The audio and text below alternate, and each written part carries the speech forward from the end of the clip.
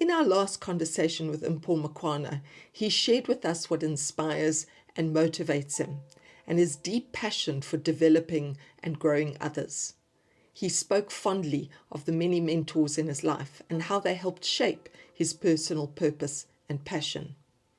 Today, I ask him about his personal sense of hope and optimism and how he manages to remain focused and disciplined as he navigates life complexities. So, Paul, thank you so much. We've had phenomenal two phenomenal conversations, and it's given me so many questions. I'm thinking, you shared in your conversation now, that you're an introvert, and I'm a strong introvert as well, and and I wonder whether extroverts can appreciate what it's like for an introvert, whether you get these layers of questions that go into your mind. And I've been thinking about, we've been talking about heritage and legacy and journey, and at the back of my mind, almost a reflection of the kind of weather we've had today. Woke up this morning and it was dark and grey and gloomy, and the sun has now come out, and we've got this beautiful autumn afternoon, and it talks about seasons and cycles and the ups and downs of life. And it triggered me to think about a poem that I very often go to, and I use in a lot of my coaching and facilitation, and it's by a Canadian-born author called Oriah Mountain Dreamer, and the poem is called The Invitation.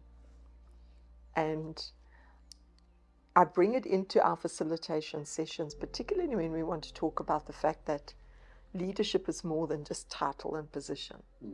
It really asks you to consider what's at your core. And who is this individual? What is it that is at your core that allows you to manage those ups and downs that we have in our life? So I want to read a line from the poem to you. And I want to read it because I do want to be true to the author and make sure that I have the words in the right way. She says in the poem, The Invitation, I want to know if you can see beauty, even when it's not pretty, every day.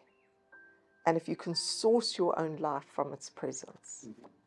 So my question to you is, how do you, because this is something that I've really appreciated about our interactions, is your sense of calm and hope and optimism. And I look to you for advice and counsel when the dark clouds are swirling above my head.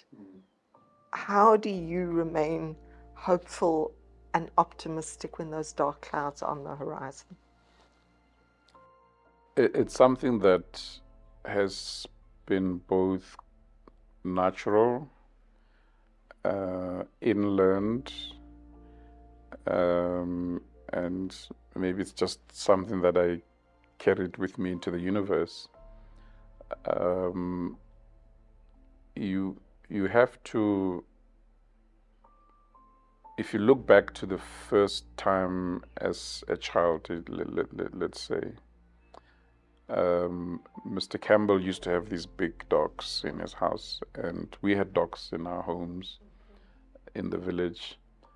But if you think back to the first reaction you had when you're looking at this dog, not knowing whether it's going to bite you, whether it's going to be friendly, it's moments like those that how you come out of it, probably as a child, I'm just inferring, help you overcome bigger and bigger and bigger fears as you grow.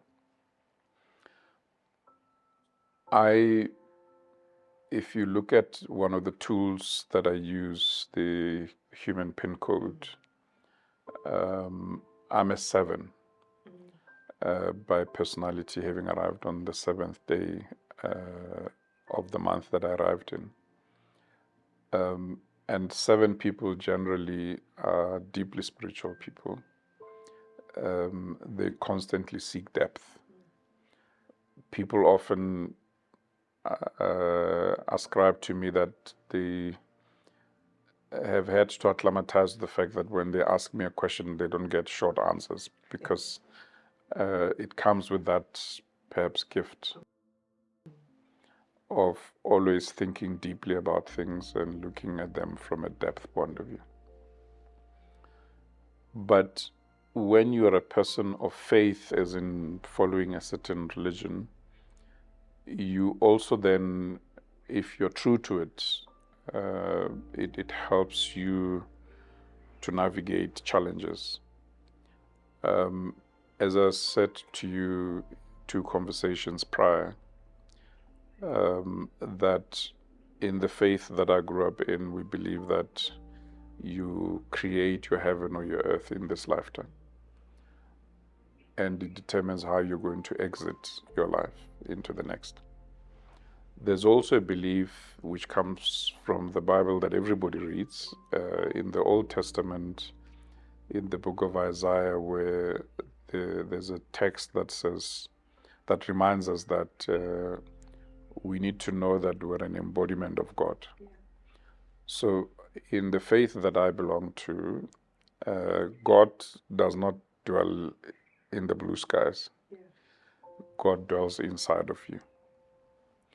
And so the same notion comes later when Paul is asked, but you're telling people about this Christ that you never met. Because of the proponents of Christianity, he was never a disciple. Yes. He came much later. He says, yeah, now I hear you. You talk about Peter and others, about the Christ that you used to spend physical time with. I'm talking about the one that dwells in me. Even the formulation of words, the prime mover is him. Yes. So if you have a faith that inculcates in you, I've grew up with this philosophy since age 7, in you that your locus of control power is within you, then in a very natural way you learn to embrace the fact that I can overcome anything as long as I draw from my internal strength. It's like the Buddhist faith, where similarly they chant mantras, they meditate because they're trying to tap into the power within. So I would think that that's where the source of calm comes from. Then as you, again, as we were talking earlier about libraries and books, as you learn more and read more literature, you then, because your vibration draws you, yes,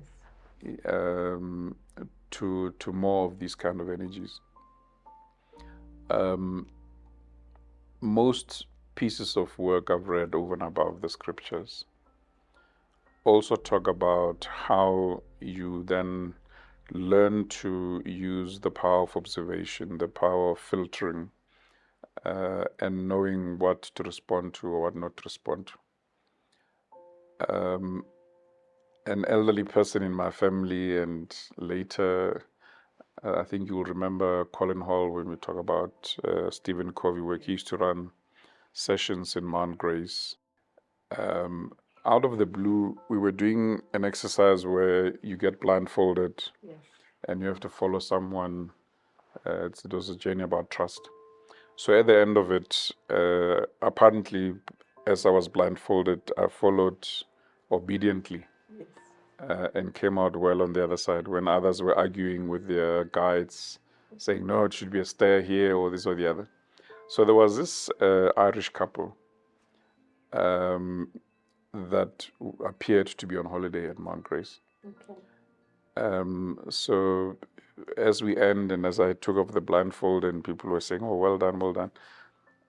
This middle-aged, must have been in his mid-50s, comes to us, says in a very rich Irish accent, says, "What are you all doing here?" And we say, "No, it's a leadership session," and so on. He says, "Oh." Then he looks the other way, and then he turns back. He says, "And which one of you is a servant?" And we look at each other, we laugh. He says, "That's the trick." So as we walk away, he says, he looks at me, he says, "There's something about you, some old soul energy about you." And then he walked away. And I didn't know him, I don't know who he was. And a few members of my family have articulated the same, that they feel that around me, they feel like they're dealing with an old soul. I've had the rare, perhaps, opportunities I was saying in our much earlier first conversation. I've always been surrounded by grandparents, older people around me. And somehow, even as a child, I could converse with them. I had more time for the elderly than my peers. Yeah. And so perhaps something rubbed off, I don't know, but it seems to have been something that came as a natural gift, something inculcated, and something perhaps nurtured early in life. Have you ever experienced failure? I believe I have. I have experienced failure at school. I have experienced failure when I was first seriously detained politically in my matric year. I didn't write my matric. I had to. It was on the 16th of July when we were detained, and we were released under the state of emergency regulations on the 5th of December. So couldn't write matric, so I had to restart my matric the following year. And dealing with failure, two anchors always guided me. In the spiritual realm, there's a scripture that says that God doesn't make a mistake. The painful and the pleasant both come from God. Generally, people tend to think that, or in some spiritual context, when people experience the negative, they think it's the devil testing them. And when people experience the positive, it's God blessing them. So we, in our teachings that we were taught, groomed and raised with, there's a scripture that says God speaks to humanity through misery. Such acute pain and misery breeds experience. And experience breeds hope, and there's no shame in hope.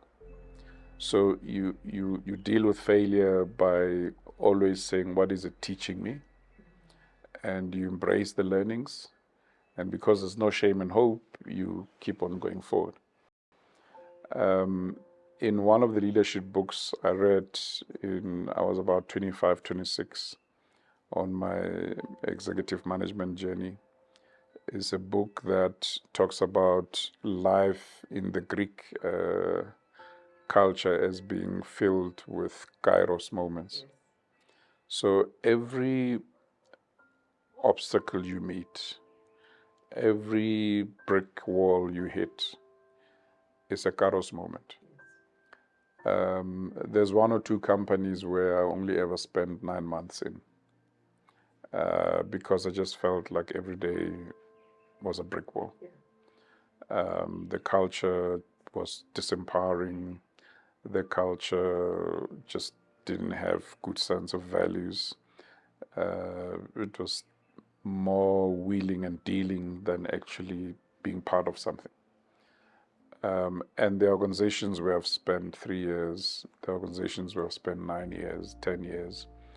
And so there was a time when some of my mentors called me a job hopper, because I would spend 9 months here, 18 months there. And in their mind, I was leading myself down a career path of failure. Yet, when I look back, based on the grooming that I've had and the self-learning that I've had with the example of the Kairos Moment books. Every little experience you have adds up later. When I first became chair of ESCOM in 2009, in the build-up to the 2010 FIFA World Cup, I found that everything I had learned about people, about general management, about finance, about systems, about scenario thinking, tended to converge in one role. Even the challenging experiences I had in those 9-month stints somehow converged. And so you've got to have perhaps it's a rare gift, but the gift to appreciate at the back of your mind that even the painful moments you go through, even the moments of rejection that you may feel people are shutting doors on you at a particular time, it's life lessons. Later, they come handy and of course, you don't feel the learning at the time. Yes. You feel dejected, you feel unaccepted, you feel unloved, whatever negative energy you can associate with. Once you've gone over the hill, somehow it shows up as a learning. How do you get over the hill, though? Because there are individuals that very often get trapped in that space of feeling dejected.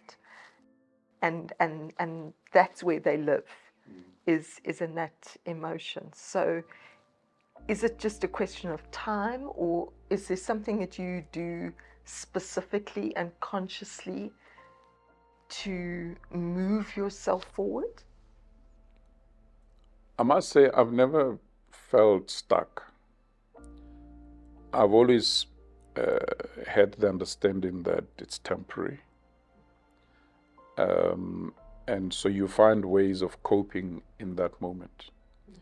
Whether you end up finding tennis balls as an outlet, whether you end up finding meditation as an outlet, you've got to focus yourself out of it. At least that's how I do it.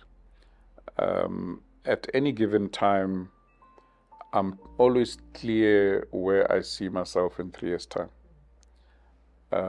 Maybe I was exposed to tools like defining a collage of yourself and things like those early in my career or early in my life journey. But, if you become an activist, I became politically active in high school at age 13. And it was really not something where you went out of your way to say, I'm now going to become a political activist. It was reacting to a system. Whether it's the repressive school principals we had, I was taught by soldiers at our school. It was a homeland semi-private school. So we had people from the army coming to teach us, whether it's biology, whether it's electronics, and so on. Half the time they didn't even speak good English. Yes. There's one we used to tease, Mr. Lyukov. He taught us fitting and turning. And he would say to us, so there's the wrench that you use it's got this zigzag pattern. So that zigzag pattern, there's a tool that makes it in the workshop. So he tried to describe it, so there's Hiri Dangasman that you use and so on. And he said, do you know him? And then we would laugh. And laughter meant getting a whip. And he says, okay, you don't know him. You must remember me in the workshop. I'll show him to you. And we would laugh at his broken English Afrikaans. But they were not really professional teachers. They were soldiers to come and watch over us in the political context of apartheid. And so if you could stand up to that Goliath, and remember they came to class, at the corner there's an R4 rifle. They're in uniform. And so you dare speak up. And so if you could speak up to that Goliath and come out good on the other side, if you could be locked up in a cell as a teenager and not lose yourself and maintain your sense of composture, purpose, and come out positive. Of course, there are others who had terrible experiences through interrogation where they were beaten up, some to a pulp, some to death. But if you emerge positive on the other side with a sense of resilience, then you grow up as an adult knowing nothing is impossible. But then also, if you have the kind of grandparents, aunts, and uncles that I had, who is sometimes in fear, they would say, you know, Paul, you should rather focus on your education to try and steer you away from activism. My maternal grandmother used to say to me, so she just knew that there was this island where they sent people to, but she didn't have a grasp of it's, although she was a teacher, that it's Robben Island. So she would say, I think she just looked at the map and say, what looks like the middle of nowhere? And she would say, child of my child, if you keep on this path, they're going to send you to St. Helena and we'll never find you. And so, you know, there were efforts. And then I think somewhere some of the uncles realized, you know, this is just the context in which he's growing up. You're not going to change it. Maybe help him figure out how to be resilient, because they themselves were generation 1976. They had gone through their journey. One of my uncles once sat me down after I came from prison. I was 17. Now I should have finished my matric at 16. Like you, I went to school early, but I started school earlier than you. I was 4.5. And we didn't have play school. So my parents had this notion that if I just followed other kids to school, I'll get used to the idea of school. And by the time I'm 5, going for 6 the following year, then they could enroll me. But mid-year, June, mid of the year, on my 5th birthday, my sub-A teacher says to them, you're wasting this child's time. He's coping well, enroll him. So I was actually enrolled mid-year, but having been accompanying other kids to school. So he sat me down, he said, look, you know, there are 2 types of men in society. You've got to decide now which one you are. So I said, Uncle, what do you mean? He says, all of us are called men because we wear pants and there's a zip. But there are those who, in spite of being so-called men, don't have a sense of duty about them and a sense of responsibility about them. So which one are you going to be? And then he stood up and left me there. Later, we were watching the news. He says, now, have you figured it out? I said, well, I'm here and I'm doing my matric. He said, yeah, you better be the right one. And so every time, every quarter, he would come and sit me down and say, which one are you? Which one are you? Until I finished my matric. And he said, yeah, see, you got the lesson.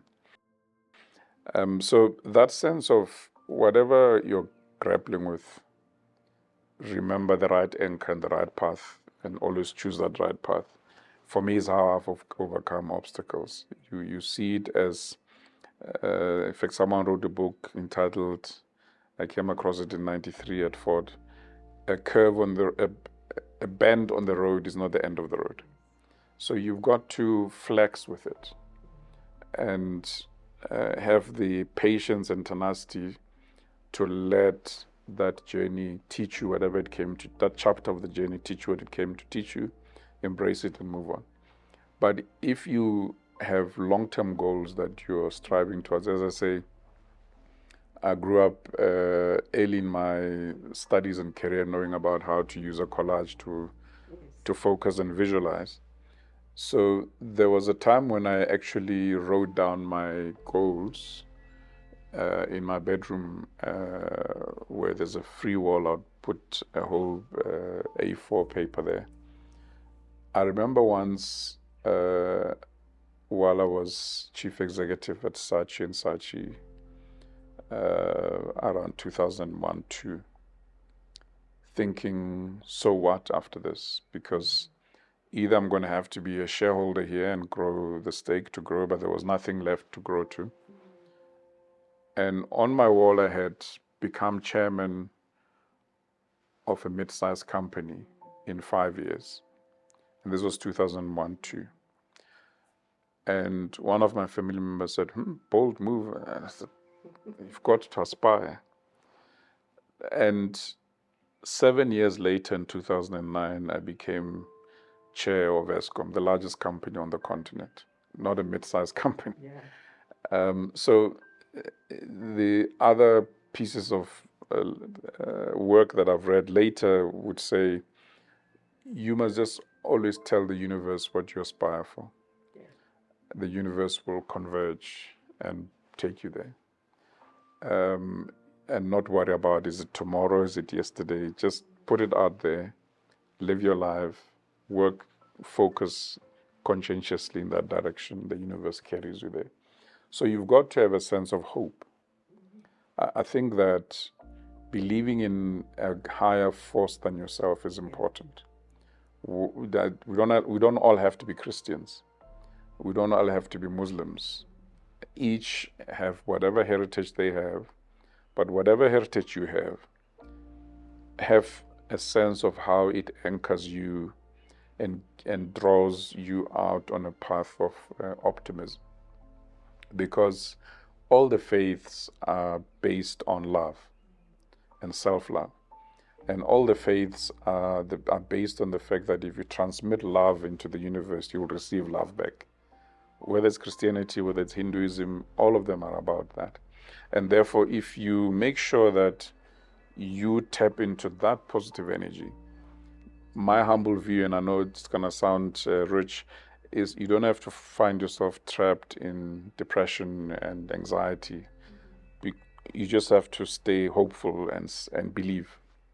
But you've got to visualize it. Having a visual sense of where I'm going, for me, is the ultimate thing that pulls you forward. We're talking here, and I've really got a strong sense of who you are at your core. You know, through our three conversations, your core values, what anchors you, what holds you together. I really have got a strong sense of that. If I had to meet you for the first time and I didn't have the benefit of your biography, your resume, and I had to ask you the question, who is Mpho Makwana? How would you answer that? Well, let me tell you how people say they experience me. The average person say there's a serious facade that they see. And then they get surprised when they see the warmth, experience the warmth, and so on.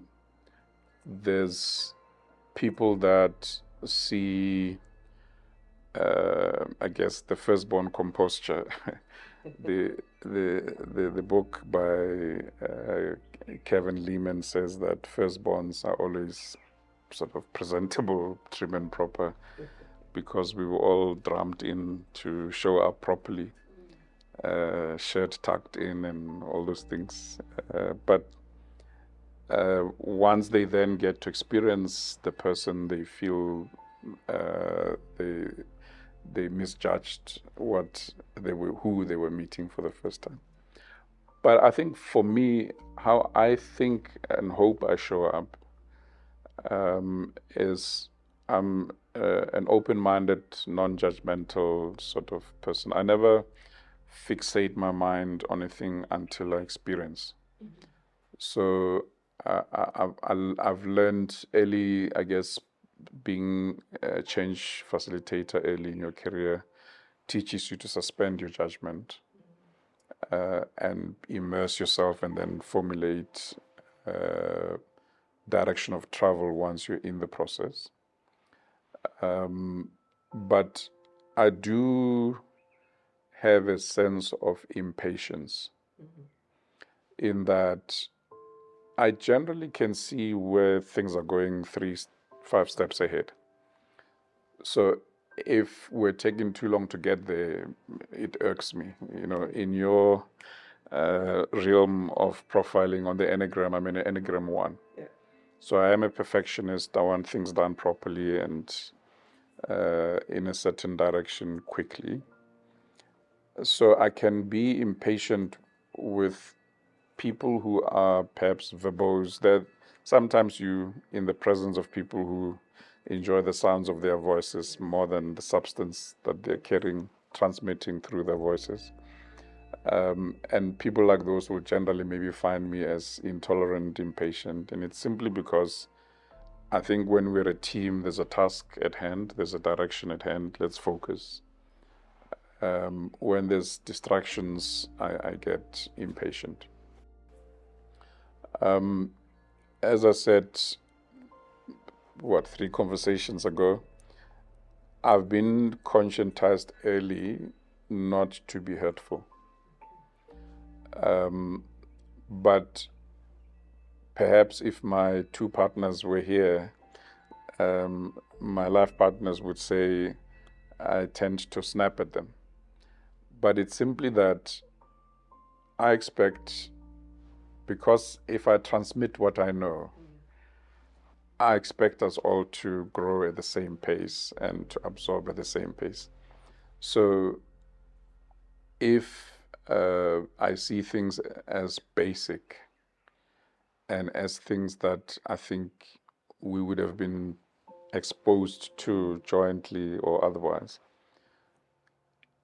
if you have not caught along, then yeah, I do get impatient. But I do think that I'm a nurturer.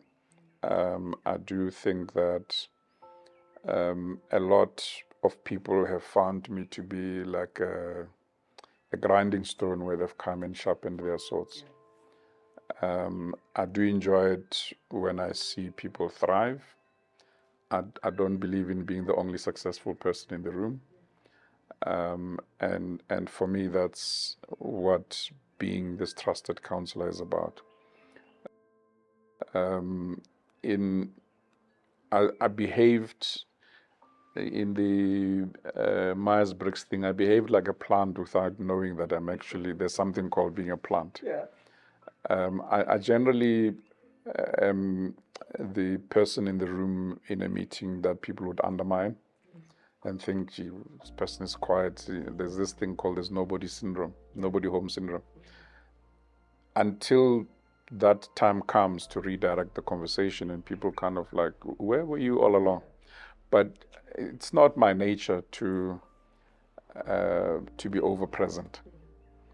And hopefully that's a quality that people find useful in the boardrooms that I participate and serve in. Thank you so much. Thank you.